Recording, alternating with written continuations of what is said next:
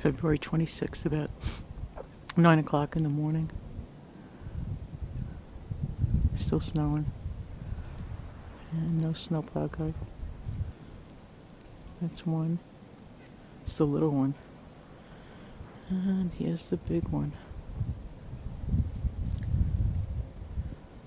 Oh, man.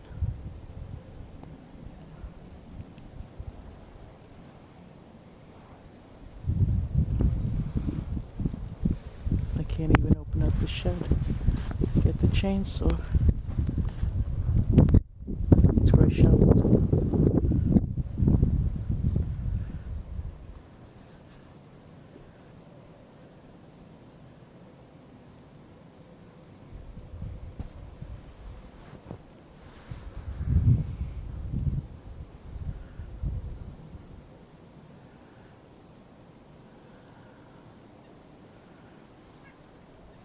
Car has another 11 inches on it from last night.